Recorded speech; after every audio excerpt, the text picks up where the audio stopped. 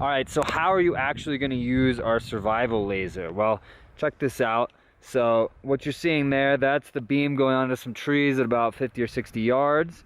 Then if we go up into the sky here, that is the beam extending out into the sky, and you're watching it disappear at over half a mile. Now, if you don't think it's visible from a long distance away, we got a band of cliffs that's over 3/4 of a mile away. And you see that spot there, out there? That's 3/4 of a mile away, that spot clearly bouncing off of that cliff line. There's a road about 1.25 miles away. It'd be absolutely no problem to get anybody's attention there. And if we had a spotting scope set up, you can easily see the dot of this laser across the valley at about 2 miles away, and it turns into a spot that's about 5 feet or so big.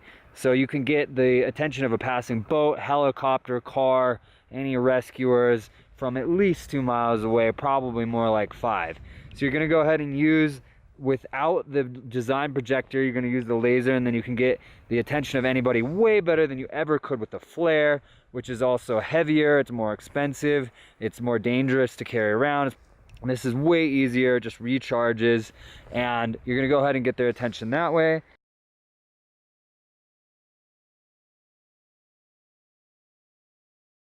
And then, so that they know that you're not just a couple kids out messing around or something, you're gonna go ahead and put the design projection on. So that's going off of a hillside about 30 feet in front of us here. And then just to show you how bright this is, that's the design on trees, pine trees, about 50 yards away, right there. So that's a terrible surface. Now, and that's about 20 feet wide, that giant help you've got there.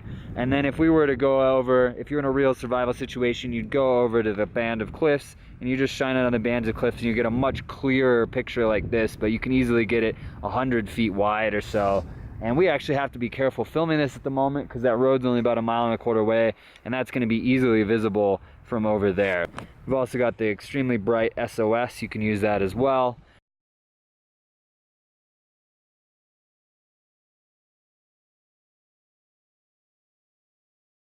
If you have enough patience, this is bright enough to light a fire.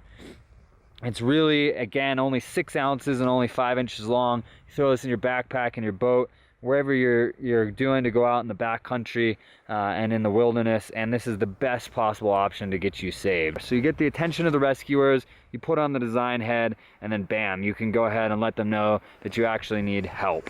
And that's going to get you rescued in a survival situation a lot better than any other option out there, better than flares, better than anything else. And if you watch any sort of survival shows or listen to any sort of survival experts, the #1 thing you always want in a survival situation is to try to get rescued. Most people don't survive because they spend a month out in the woods and then build a raft and bring themselves back into civilization. They survive because they get rescued.